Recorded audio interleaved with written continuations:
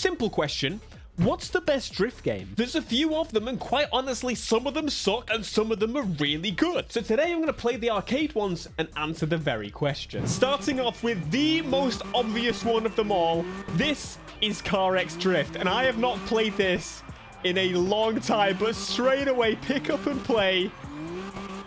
It's fun. I can't deny it. Look, I know there's some controversy with this game, but you cannot deny it's just so pick up and play. When it comes to drifting and drift games in general, this one is screaming accessibility. Jump in and play straight away. As I said, I've not played it probably for a couple of years, but I can't deny it. Cross-play, cross-platform. Anyone, anywhere can kind of just jump in and do some skid. While the game is pretty simple in its design, I say that it's pretty basic. You do a drift run, all of a sudden you get money, you can buy new drift cards, you can upgrade new drift cars. In my opinion, sometimes that's kind of all you want. So this, as much as I don't play it, you can't deny it's a good one. I just get people asking me why I don't play a wheel on this game. Because I'm rubbish.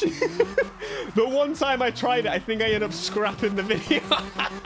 It just did not go well at all. Another thing I kind of really like is the fact that, well, there's no licensed cars. These are all fake cars. Just like one of the other games we're going to be playing a little bit later. It's a big you to car manufacturers, and they deserve it. They got a damn chokehold on the racing game industry. They deserve nothing. Absolutely none of it.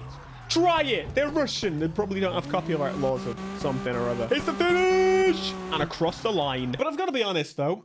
I've not been playing the game, and I don't know if I really intend to. It's a pretty simplistic game, but as I said, it offers quite a lot. You can actually jump into multiplayer sessions with cross-platform people, which you can't really do in a lot of the games we're going to talk about today. That's really nice. The modding support, super easy. There's even mobile versions of the game if you want to check them out. So whether you're bored of it or not is a completely different question as to whether it's a good game or not. Some people get that twisted. I think it's a pretty damn good game. It offers what people want with a drifting game. And so therefore, come on, that's a YouTube video. It's got a tier list. I'm going to start off by putting this in S. Hear me out. Hear me out. Throughout this video, I am going to adjust them because I haven't played a lot of them in a while. And so as a start point, CarX is going to live right here. GTA 5. Hear me out. Please, chill. I can already hear the comments. That is not a drift game. All right, by your definition, then what is a drift game? This isn't not even a car. It's Grand Theft Auto. It's a car game, right? It's an America game, therefore it's a car game, because what would America be without its cars? But seriously, I needed to jump to this because realistically, all of these drift games that have been popping up recently, or the drift modes for games that have been popping up recently, well, quite honestly, all of them are similar to CarX. A very slidey, non-realistic arcade, just a little bit of fun. And this one, GTA 5, was kind of the wild card. Rockstar adding drag and drift before Need for Speed does is just not on my bingo card. The disadvantages with this one are maybe numerous, if I'm completely honest, but the fact of the matter that it exists, it's pretty damn cool. So there's drift scoring, and if I'm completely honest, as a personal opinion, I kind of prefer this to CarX. Hear me out, hear me out. The idea of the everything game is something I've always dreamed of. GTA being it just kind of makes perfect sense. Like, you can, the whole point of GTA Online at the beginning, it was pretty basic. It had a few missions, but basically what you tried to do is build up your reputation, get some money, and buy a new car. Now, I can make a drift car, a drag car. I can get a supercar, whatever the hell I want to. Armored vehicles. There's flying vehicles, and you just kind of deduct points for that. But in being an everything game, it's also sometimes a bit of a nothing game. Because of the fact that everyone is off doing everything else under the sun, well, sometimes it's genuinely impossible to get anyone to partake in an event with you. Piss on it. Okay, invited people here. Again, UK time, blah, blah, blah. PlayStation only, blah, blah, blah. Best system for the amount of players there could be, potential. And also the fact that, you know, it's a bit of a grind. This car, for example, probably costs, what, 1.3 million, something like that. Which essentially means you're gonna need to spend real money. If you're jumping in with your friends that have the game and you don't, but then that begs the question, who doesn't have GTA Online? As you can see, I'm having a bit of an internal battle with this one. This is difficult, man. I guess technically you can use the rental cars, right? And earn probably less money and stuff. Every time I think of something, it just kind of writes itself down a little bit. It's a little basic, but it's in a bigger world. I personally like that, but we're ranking drift games today, friends. Oh, look, I won. So for that reason, I kind of have to vote it down a little bit. It pains me because this I love GTA. If this was a personal list, it would be different. Right, it's time. We've got to decide. So CarX keeps its S, and GTA, I'm going to put it in B. It's good because of the do everything element. If you were going to look for a game that does everything, it would probably win. But drifting, fine. Am I going to get shouted out for this one? Probably. I mean, I'm probably going to get it for all of them. Let's be completely honest. Are you No, I'm not. If you haven't played Unbound recently, which I don't know why you would be watching this video. If you're not subscribed, then you should subscribe. They've added the Underground update. And quite frankly, they've done an impeccable job. And pretty much constantly, there's a Drift Pro Endurance playlist. You know, what if I don't have a drift card? I haven't unlocked it. Doesn't matter, friend. Look at this. I'm in a session that's absolutely full. Look at this. I can hire a car. But actually, the hire car is a little bit better than my real car. So don't worry, my friend. You're in it to win it. Straight away, to the point, cross-play, that's it. I wish it was cross-save. Also not. I think I want to get a feeling of this compared to GTA straight back. Okay. Compared to GTA, it's a little bit heavier, but almost doesn't look heavier.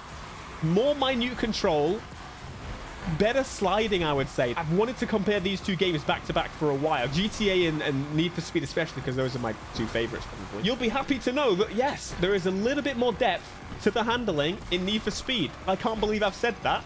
That's unheard of. Depth. Need for Speed. It is by far one of the best drift experiences to just jump into the game and go. You can build basically anything into a drift car. Actually, no.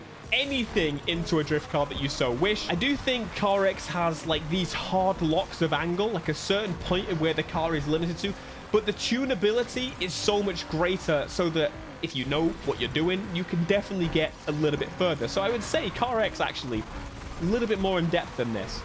But to me, I don't know if that really matters. No! How dare you? How very dare you? I was doing well. I think over CarX, it's got the open world. The crossplay is the same. It's got another game wrapped around it where you can do a bunch of other things. It's got the career you can check out with drifting that's completely different. You know, I'm going to say, I think the pick up and playability of this is more favorable to me. As in, boot up the game, jump in, your friends can be on whatever platform, AAA game. It does have the licensed cars, which I guess that's a positive point for the majority of people. This is it's genuinely really difficult to decide on these things, but they have made this game so much better than it was before to jump into a race with other people. As I said, full lobby as soon as I went in. They may have left because they were crap, but hey, maybe they left because they were being beat by me in Rydell's rental ride. I think one of the most exciting things to me about the new drift and drag handling in this game is that from go, in the next game, these are gonna be here. If people like them. And you know what? It seems like people do. Which means from go, when, you know, there's no console shortages and things like that, the next Need for Speed game is it's gonna have these. They can't get rid of it. Like, there's a few little things I don't like about the fact that the wheels don't point forward, and, you know, we spoke about these before. The teething issues that don't necessarily negate from the gameplay. No! Ooh, the boost. And we're just drifting around traffic and stuff in the open world kind of route, but you can do the open world. I think that wins it for me. I think we might have a new winner. And here we go. Across the line. The winner is not me in this event, obviously, but I'm not baby. I don't cry if I'm crap at the game. Oh, I'm gonna do it. So CarX, I'm gonna bump you down, and Unbound, I'm gonna put you up. Look, you might disagree, but I think everything combined, I genuinely think CarX Street could do a pretty good job, but you know, they've still not released that version pretty much at all. I'll play mobile games. Forza Horizon 5, again, not a drift game directly, but a car game with the ability to drift. And with the Formula Drift cars, it's kind of screaming, you can drift in this game. The smoke lasts forever. The drifting is a little bit more realistic than the likes of Need for Speed or CarX. I still wouldn't say extremely realistic, but hey, that's why it's on my arcade list. Once again, get the advantage of the open world and the ability to do, well, these activities around there, and it's baked into the game properly. And, well, there are no actual drift races, which is rather unfortunate.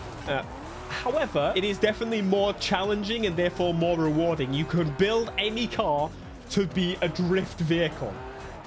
It's pretty nice. Speaking of building any vehicle, you might know I'm a partner with Turtle Beach. I got their new Velocity 1 race, for example. But the team have created this, which is not quite the drift car that I was thinking of, actually. However, just to do, as I said, I'm going to buy this car. Whoa! I'm going to buy it. I've got money. I'm a big rich man. We're going to buy this thing and make it drift as best as to my ability as I can. Never mind, it looks like the community's done it for me. Here's an idea. If you guys can actually beat my score in this thing, send me a screenshot over on Twitter. I will absolutely make sure you get some Turtle Beach goodies. And not everyone that beats me, but the person that performs best. So make sure you do that. Now I've actually got to try because, yeah. You know what? No, this is actually properly good. Yeah, and you might be wondering why you're not using your Velocity 1 race on Forza Horizon 5. Like I've answered with multiple times, the wheel support in this game, it just doesn't click. My head doesn't understand it. I try my best. I don't even know what this thing is. What is it? The car, I mean. I know what the liver is. This may be one of the quietest drift cars I've ever driven. That's for sure. But maybe I should just forever use other people's tunes because, my God, I feel like I know what I'm doing. I can't believe it. Mom, get the camera. How am I on 800,000 in this behemoth? Oh, mate, can I break 900? Oh, I've so got 900. I've so got 900. First attempt. 900,000. Absolutely broken. You guys are getting nothing from me. I know as well they have it in Forza Motorsport right now, and it will be coming to other games. And of course, I'll be showing you those when I get my hands on them. And I absolutely have to mention the fact that you can make your own custom events, custom locations, custom tracks, whatever. It makes it infinite for the amount of drift stuff, which you can do with friends quite easily. But as I said, you can't actually just jump straight into a drift session with people. Where are there no tire screeches? That's really odd. Bro, what the hell? What? Is that the same? I'm very confused. Look, I think because of the lack of jump in and play.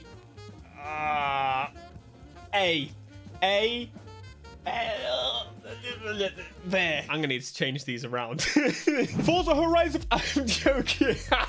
We just did that. This is the crew mode. By the way, have you seen the new intro? It's actually. It's really sick. So this game works again a little bit differently. It has drift-specific cars, so it probably has the least amount of cars you could use. For example, this is my Skyline. You could technically slide it around, but you can't just jump in it and drift and get points and things like that. You have to go to the drift category, and then you get a whole selection of vehicles specifically for it. I have got how many? 33. You can drift something like this, the Agera R, or you can take the Ford Hoonigan, which is so sick. You can jump around the open world with your friends if you so wish to do so, which is a little bit difficult in this car. It's way too stable, but you can do it. The drift activities, more than every other game. And in my opinion, one of the actually the best playlists in the game, well, two, would be the drift playlist. I love these so much. I actually so much enjoyed the second drift playlist, and I'm really kind of looking forward to maybe they do another one. But super easy to jump in and play. You can play it how they set the events up. So for example, nighttime with the Lamborghini, which is this is probably one of my favorite drift events in the game by like quite a lot. Or you can set up custom. So for example, I could go for this, which would be pretty nice. You can change the time of day, mess around with it a little bit. So go for dawn, and oh look at the sunrise in a custom car, which is pretty nice. So the drifting in this, quite heavy. It depends on the car. It's a little bit different per car, but basically the best thing you can do is hold it nice and steady. You can drift with other people, of course, but it's not really easy to jump into with people other than your friends. There isn't really a PvP drift element, which definitely makes it lose points. I definitely prefer the more just arcade jump-in experiences. If I want to do drifting, well, this isn't always the game that I want to jump in and do. I genuinely enjoy going against the leaderboard in this game, which is something that I'm not doing in other games. Like, normally I don't care about leaderboards, but trying to maintain a slide as long as possible is kind of a fun challenge. But you can only really do that so many times unless you're like sweaty leaderboard baboon, which I'm not overall. I'm not. And just like that, I smashed the target, but the best score was like 2 million. That's something you gotta deal with the affixes and stuff. Sometimes I like them. Sometimes I don't. So I think overall, a little bit of a worse experience than these two games, but that brings GTA to C, which is kind of painful. I feel a little bit bad, but this I think is my drift list. I know a lot of you may disagree, but hey, that's what this is all about. Let me know in the comments if you would change this list in any way. I would absolutely recommend all of these, like I would recommend this video. See what I did there?